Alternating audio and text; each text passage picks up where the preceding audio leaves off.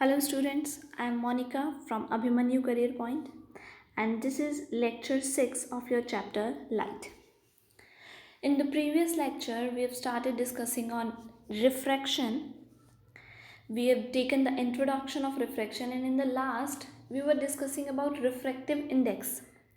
So in this class, firstly we'll do a numerical on refractive index and then we will come back to refraction on lenses कि lenses कैसे refract करते हैं.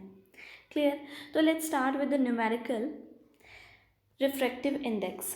So first of all refractive index या कोई भी numerical करने के लिए आपको टिप पता है कि जो भी numerical है उसकी एक एक लाइन पढ़ो और जो जो given है वो हम नोट करते जाएंगे. ठीक है.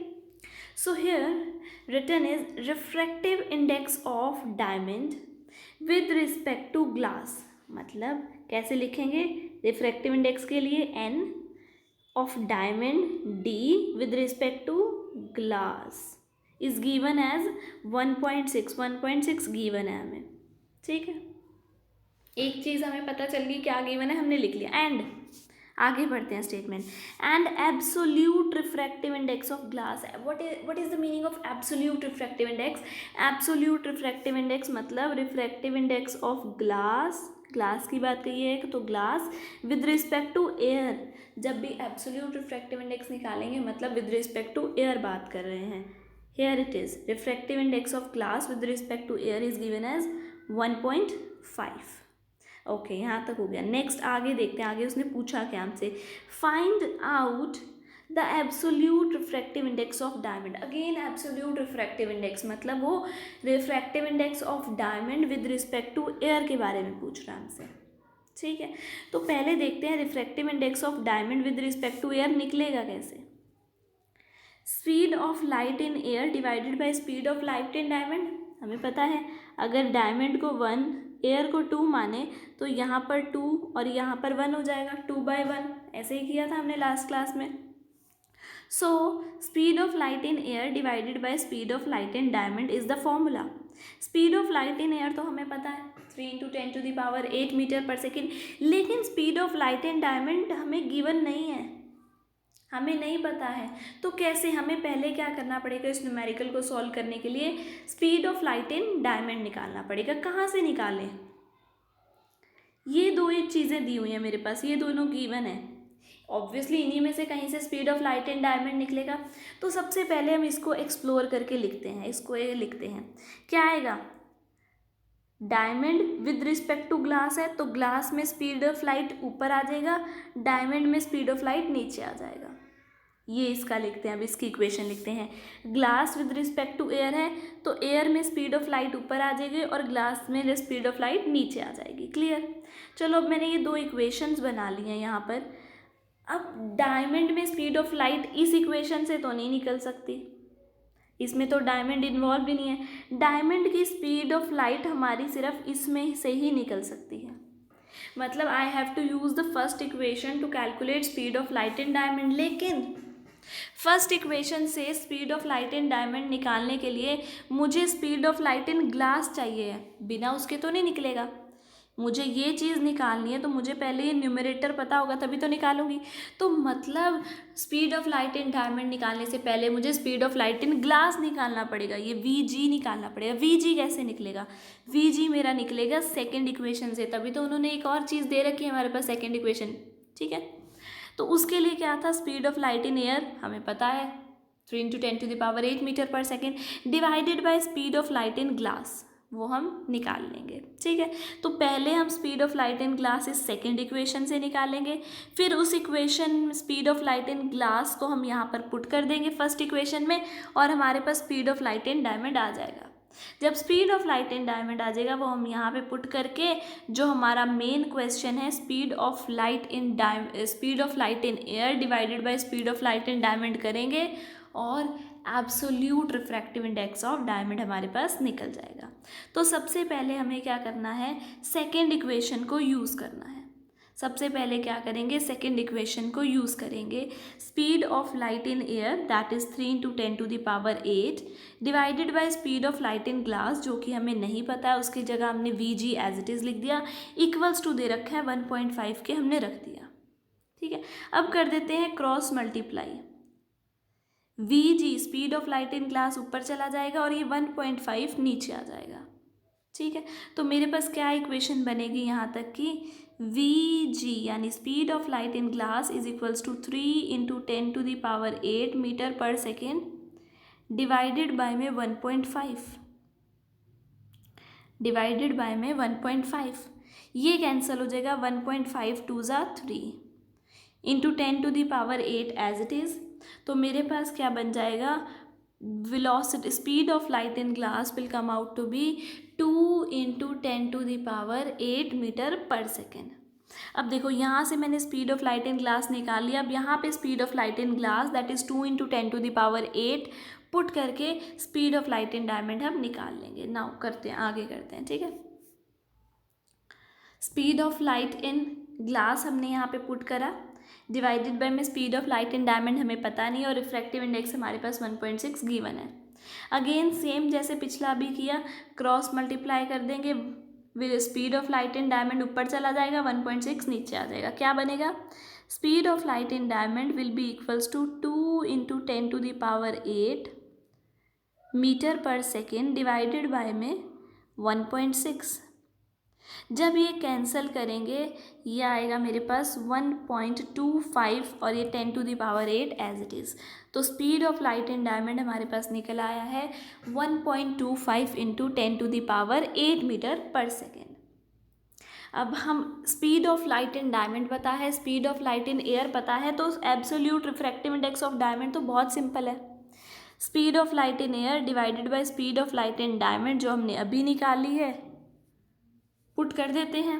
कर दिया पुट, 3 × 10⁸ डिवाइडेड बाय में 1.25 × 10⁸ 10⁸ से 10⁸ कैंसिल, मीटर पर सेकेंड से मीटर पर सेकेंड कैंसिल। क्या आया मेरे पास, absolute refractive index of diamond comes out to be 3 divided by 1.25। जब इसको कैंसिल करेंगे, सॉल्व करेंगे तो हमारे पास आंसर आ जाएगा 2.4 आ जाएगा। और अभी देखो जो भी यूनिट्स थे ये मीटर पर सेकेंड सब आपस में कैंसिल हो चुका है, मतलब इसका कोई यूनिट नहीं है, नो यूनिट्स। क्यों, क्योंकि रिफ्रैक्टिव इंडेक्स का कोई यूनिट होता ही नहीं है, तभी तो कैंसिल हो गए। प्रूफ भी हो गया कि रिफ्रैक्टिव इंडेक्स का कोई यूनिट नहीं है और रिफ्रैक्टिव इंडेक्स डायमंड का एब्सोल्यूट रिफ्रैक्टिव इंडेक्स कितना आया हमारे पास, 2.4 आ गया। दैट इज़ द न्यूमेरिकल, और यही चीज़ उसने हमसे पूछी थी, find out the absolute refractive index of diamond, जो कि हमने निकाल दिया। Clear.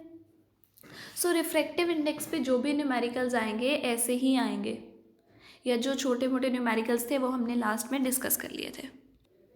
And now will discuss refraction through spherical lenses. तो उससे पहले हम देखते हैं कि स्फेरिकल लेंसेज कौन कौन से हैं।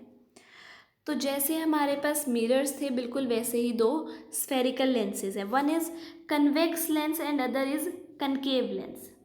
कन्वेक्स लेंस कौन सा है, जो मिडल से बीच में से क्या हो, थोड़ा थिक हो। कन्वेक्स लेंस जो बीच में से थोड़ा थिक हो, you can see this. And concave lens जो बीच में से क्या हो, पतला सा हो, थिन हो, जो बीच में से क्या हो, थिन हो, that is called as concave lens.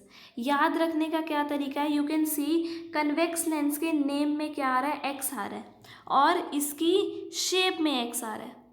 That is the easy way कि आपको कैसे याद रखेंगे कन्वेक्स की क्या शेप है और कनकेव की क्या शेप है। कन्वेक्स के नेम में एक्स है और कनकेव की शेप में एक्स है। Clear. But now how they will refract, इस चीज़ को समझते हैं पहले कि इनमें से रिफ्रैक्शन कैसे होगी। तो सबसे पहले हम कन्वेक्स लेंस के बारे में पढ़ते हैं, यानी जो सेंटर से क्या है, थिक है। ठीक है, दो कन्वेक्स लेंस बना लेते हैं। पहले कन्वेक्स लेंस के बारे में डिस्कस करते हैं। ठीक है, सो इसमें मान लो रे आ रही है पहले यहाँ से सीधी, इधर यहाँ पे रे आ रही है, रे यहाँ पे इससे टकरा रही है, टकरा के यहाँ पे रे क्या करेगी, लेंस किसी ग्लास से बना हुआ है तो वो उसके अंदर पास करेगी और रिफ्रैक्ट करेगी। और जब रिफ्रैक्शन होती है लाइट स्ट्रेट नहीं जाती, लाइट थोड़ी सी बेंड कर जाती है। तो उसके लिए पहले मुझे पता होना चाहिए कि नॉर्मल क्या है। तो पहले हम नॉर्मल ड्रॉ करते हैं यहाँ इस सरफेस के लिए। ये मेरा सरफेस है लाइक दिस, और ये क्या होगा, इस पर नॉर्मल होगा। ये क्या होगा, नॉर्मल रे होगी। और यहाँ पे देखो ये बाहर क्या है, एयर है, अंदर कहाँ जा रहा है, ये ग्लास में जा रही है रे एयर से ग्लास में जा रही है, एयर से लेंस में जा रही है, यानी rarer medium to denser medium जा रही है। और जब भी rarer medium to denser medium जाती है, it moves towards the normal, this is normal, it moves towards the normal. तो ये सीधा जाने की बजाय थोड़ा सा नॉर्मल के पाथ पे, वैसे इसे कैसे जाना चाहिए था, अगर हम डॉटेड लाइन में दिखाएं, इसे जाना तो ऐसे सीधे चाहिए था, पर ये थोड़ा सा अपने पाथ से बेंड कर जाएगी, like this, towards the normal bend कर जाएगी, like this, towards the normal bend कर जाएगी। अब यहाँ पर देखो ये जो दोबारा, अब इसे लेंस में से इमर्ज आउट होना है, बाहर निकलना है, वहाँ पे फिर मीडियम चेंज हो रहा है, फिर इसे ग्लास में से कहाँ आना है, एयर में आना है, फिर से रे को कहाँ आना है, ग्लास में से निकल के एयर में आना है। सो यहाँ पे फिर से लाइट क्या करेगी, बेंड करेगी, यहाँ पे फिर से लाइट क्या करेगी, बेंड करेगी। तो यहाँ पे लाइट की बेंडिंग अगर हमें दिखानी है तो हमें दोबारा से क्या देखना पड़ेगा कि इसका सरफेस और इसका नॉर्मल देखना पड़ेगा। तो ये देखो, ये इसका सरफेस है, ये यही है ना इसका सरफेस, और नॉर्मल ड्रॉ करूँ अगर इसके लिए, सो ये है इसका नॉर्मल आएगा, लाइक दिस, ये है नॉर्मल रे।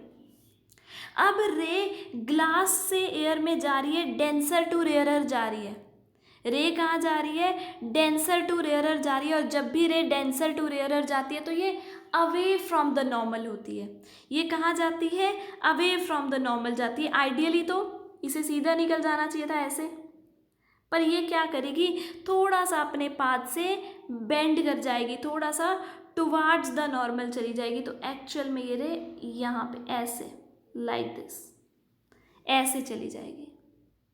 सो यू कैन सी रे जो है कैसे जा रही है, पहले सीधी आई, थोड़ी सी रिफ्लेक्ट करी, ऐसे चली गई है बेसिकली रे। अगर मैं इसको और अच्छे से दिखाऊं, अभी पहले एक बेंडिंग हुई हल्की सी, फिर दोबारा से और बेंडिंग हो गई, ऐसे जा रही है रे। पहली रिफ्रैक्शन इधर हुई है, दूसरी रिफ्रैक्शन इधर हुई है, सेम जैसे हमने ग्लास स्लैब में पिछली बार पढ़ा था, रेयरर टू डेंसर जाएगी तो टुवार्ड्स द नॉर्मल, और डेंसर टू रेयरर जाएगी तो अवे फ्रॉम द नॉर्मल। सो देखो यहाँ पे जितनी भी रेज आएंगी, अगर इधर नीचे से आएगी तो ये भी यहाँ से थोड़ी सी बेंड करेगी, सरफेस चेंज होगा। और ये देखो सारी रेज, अगर आप देखो जितनी भी यहाँ पर रेज आएंगी, अगर हम आगे भी देखेंगे तो सारी रेज क्या करेंगी, इकट्ठी ऐसे मिलेंगी, like this. So that is why it will be called as converging lens. It will be called as converging lens.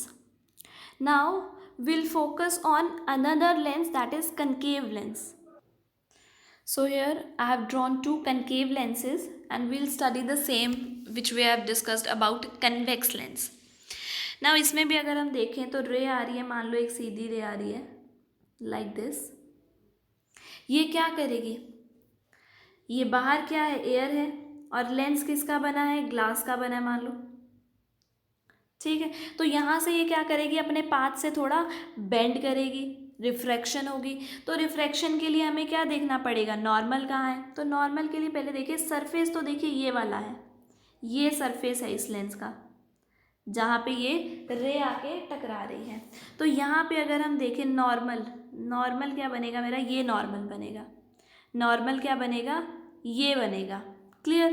तो इसमें रे क्या जाएगी, अगेन टुवार्ड्स द नॉर्मल, रे कहाँ जाएगी, टुवार्ड्स द नॉर्मल। आइडियली रे कैसे जानी चाहिए थी, डॉटेड लाइन में देखते हैं, आइडियली तो रे को कैसे चला जाना चाहिए था, सीधा जाना चाहिए था, लेकिन रे क्या करेगी, थोड़ा सा नॉर्मल के टुवार्ड्स बेंड कर जाएगी, लाइक दिस, वेरी गुड, ऐसे रे बेंड कर जाएगी, क्लियर। अगेन अब यहाँ से ग्लास से कहाँ जाना है, एयर में जाना है रे को कहाँ जाना है, ग्लास से एयर। फिर से मीडियम चेंज हो रहा है तो फिर से क्या होगी, रिफ्रैक्शन होगी, फिर से मीडियम चेंज होना है तो फिर से रिफ्रैक्शन होगी। तो फिर से हमें क्या देखना पड़ेगा, नॉर्मल देखना पड़ेगा। तो पहले उसके लिए सरफेस बनाते हैं, this will be the surface, ऐसा ही सरफेस आएगा, सरफेस ऐसा आ जाएगा। तो नॉर्मल कैसी होगी, दिस इज द नॉर्मल रे, इधर हमारी ये थी नॉर्मल रे, यहाँ पे इधर ये नॉर्मल रे। अब ये क्या करेगी, अवे फ्रॉम द नॉर्मल जाएगी, glass to air denser to rarer जा रही है तो it will move away from the normal, पहले टुवार्ड्स था अब अवे जाएगी। सो आइडियली पहले तो ड्रॉ करते हैं, आइडियली कैसे जाना चाहिए था, लाइक दिस, लेकिन थोड़ा सा और दूर हो जाएगी। सो लेट्स ड्रॉ दिस ऐसे।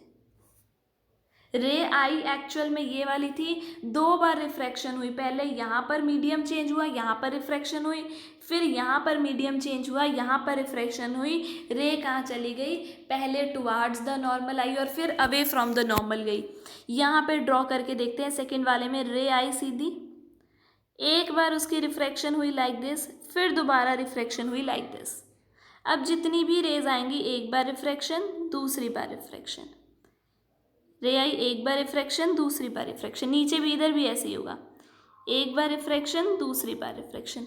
तो 2 बार हमें ऐसे रिफ्रैक्शंस देखने को मिल रही हैं। And you can see these rays are not meeting, ये रेज मीट नहीं कर रही हैं, दैट इज़ वाई ये डाइवर्ज कर रही है। यू कैन सी ये क्या कर रही है, अपने पाथ से डाइवर्ज कर रही है। कन्वेक्स में क्या हो रही थी, कन्वर्ज कर रही थी, ये डाइवर्ज कर रही है।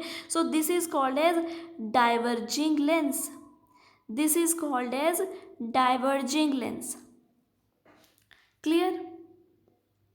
सो ऐसे इसमें रिफ्रैक्शन होती है, इसीलिए कन्वेक्स को क्या कहते हैं, कन्वर्जिंग लेंस कहते हैं, और कनकेव को क्या कहते हैं, डाइवर्जिंग लेंस कहते हैं। यू कैन सी हियर, यहाँ पर हमें अच्छे से क्लियर हो रहा है, देखने में मिल रहा है। रे आ रही है, सीधी आएगी पैरेलल टू प्रिंसिपल एक्सिस, ऐसे देखो कन्वर्ज कर रही हैं सारी,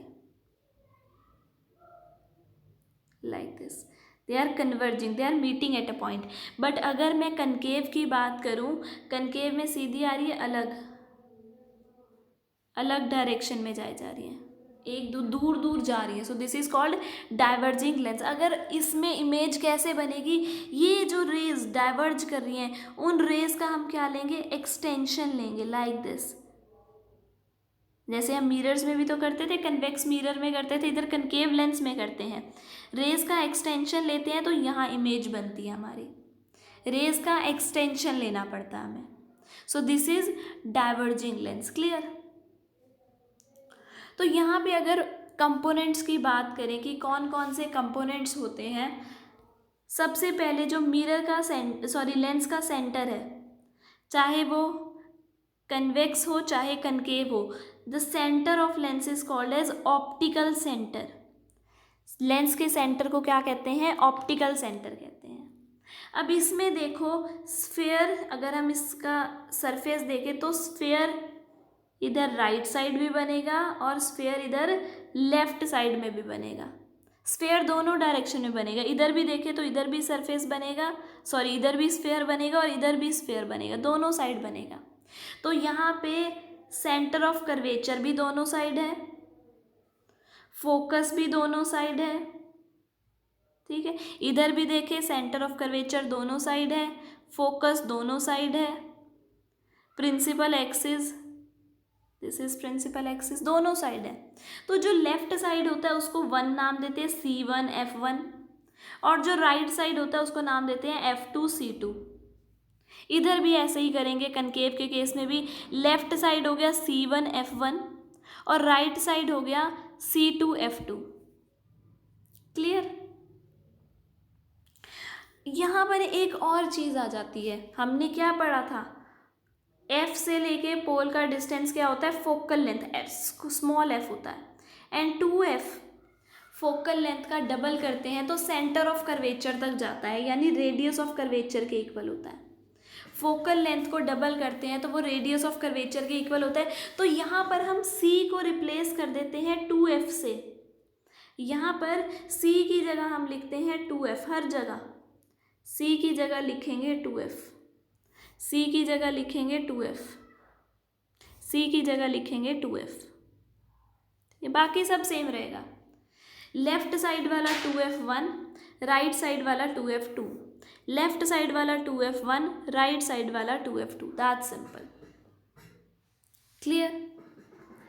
ये इतना सिंपल सा हमारा ये रहेगा कि अब इसके कंपोनेंट्स हो गए हैं, 2f डबल ऑफ फोकस होता है और ऑप्टिकल सेंटर होता है। क्लियर? अब इसके आगे अगर हम रेज की बात करें, जैसे हमने मिरर्स में रेज की बात की थी, रेज की बात हमने क्यों की थी? क्योंकि जब भी दो रेज आकर इंटरसेक्ट करती हैं एक दूसरे को, तभी क्या बनती है? इमेज बनती है। तो अभी भी हमें रे डायग्राम्स बनाने हैं जैसे हमने मिरर्स में बनाए थे, और रे डायग्राम्स बनाने के लिए हमें क्या पता होनी चाहिए? रेज पता होनी चाहिए, क्योंकि रेज इंटरसेक्ट करेंगी तभी क्या बनेगी? इमेज बनेगी। क्लियर? सो यहाँ पर भी सेम जैसे मिरर्स में रेज थी वैसे ही यहाँ पर भी रेज हैं। ठीक है। When rays come parallel to principal axis, this is first ray. Concave में भी पढ़ेंगे और कन्वेक्स में भी पढ़ेंगे सेम। ठीक है। रे आ रही है parallel to principal axis, converge किस पे कर जाएगी? राइट साइड वाले फोकस पे। रिफ्रैक्शन होगी, रे यहाँ पे आ रही है तो इधर चली जाएगी, लेफ्ट साइड से राइट साइड चली जाएगी। और याद रखना ऑब्जेक्ट हमेशा लेफ्ट साइड रखना, दिस इज कन्वेंशन। जैसे हमने मिरर्स में भी हमेशा लेफ्ट साइड शाइनी सरफेस रखा था ना, इस बार भी हम यही करेंगे, लेफ्ट साइड वाले सरफेस पे ही रखेंगे। क्लियर? तो हमने लेफ्ट साइड अपना ऑब्जेक्ट रखा और उससे रे निकली, रे जाके इधर रिफ्रैक्शन हुई और ये कहाँ पे चली गई? फोकस के थ्रू चली गई, F2 के थ्रू चली गई। क्लियर? अगर हम कनकेव लेंस की बात करें, कनकेव लेंस में क्या होगा? रे आएगी, रे क्या कर जाएगी? डाइवर्ज कर जाएगी। रे क्या करेगी? डाइवर्ज करेगी। और उस डाइवर्ज्ड रे का हम क्या लेंगे? एक्सटेंशन लेंगे। डाइवर्ज्ड रे का एक्सटेंशन लेंगे तो वो F1 पे आएगी। डाइवर्ज्ड रे का हम क्या लेंगे? एक्सटेंशन लेंगे तो वो कहाँ मिलेगी? सेम साइड पे मिलेगी, जहाँ पर हमने ऑब्जेक्ट रखा था उसी सेम साइड मिलेगी, दैट इज F1। क्लियर है? फोकस पे ही, लेकिन कन्वेक्स लेंस के केस में F2 है और कनकेव लेंस के केस में F1 है। क्लियर? नेक्स्ट सेकेंड रे की बात करें। अब पहले रे आ रही थी पैरेलल टू प्रिंसिपल एक्सिस और जा रही थी फोकस से। अब रे आएगी फोकस से, आएगी तो कहाँ जाएगी? Parallel to principal axis. Ray आई फोकस से, चली गई पैरेलल टू प्रिंसिपल। आई कहाँ से? लेफ्ट साइड से, चली कहाँ गई? राइट साइड गई। फोकस के थ्रू आई और पैरेलल टू प्रिंसिपल एक्सिस चली गई। और यहाँ पे क्या होगा? फोकस के थ्रू आ रही है, आएगी लेफ्ट साइड ही ऐसे, फोकस के थ्रू आएगी और उस वाली का एक्सटेंशन होगा फोकस के थ्रू, F2 के थ्रू, और ये इधर पैरेलल टू प्रिंसिपल एक्सिस चली जाएगी, आएगी इधर और पैरेलल टू प्रिंसिपल एक्सिस चली जाएगी। क्लियर? द लास्ट रे हेयर वेरी सिंपल, जैसे उसमें सेंटर ऑफ कर्वेचर होता था, इसमें हम ऑप्टिकल सेंटर का, जैसी रे वहाँ मिलती थी ना उसके लिए, यहाँ ऑप्टिकल सेंटर के लिए मिलती है। रे आई ऑप्टिकल सेंटर से आगे चली गई, रे आई ऑप्टिकल सेंटर से सीधी पास कर गई। उसमें तो रिफ्लेक्शन होती थी कि वापस जानी थी, इसमें वापस नहीं जाती है, इसमें सीधा पास कर जाती है, लेफ्ट साइड से राइट साइड चली जाती है रे, लेफ्ट साइड से राइट साइड चली गई रे। ऑप्टिकल सेंटर से आई और सीधा निकल गई, कोई बेंडिंग नहीं हुई लाइट की, लाइट की कोई बेंडिंग नहीं हुई यहाँ पर। क्लियर? ये तीन तरह की रेज होती हैं इन केस ऑफ लेंसेज। और लेकिन जब भी हमें रे डायग्राम्स बनाने हैं हमें सिर्फ दो रेज का यूज़ करना है, क्योंकि जहाँ पर वो दो रेज इंटरसेक्ट करेंगी वहीं पर हम क्या कह देंगे? इमेज बन गई है, वहीं पर क्या कहेंगे? इमेज बन गई है। और इसी तरह के हम रे डायग्राम्स नेक्स्ट क्लास में डिस्कस करेंगे। ठीक है? अगर स्टूडेंट्स आपको कोई भी डाउट हो so you can ask me in next class. I'll definitely take those doubts. You can comment below the doubts, so I'll take them. Thank you.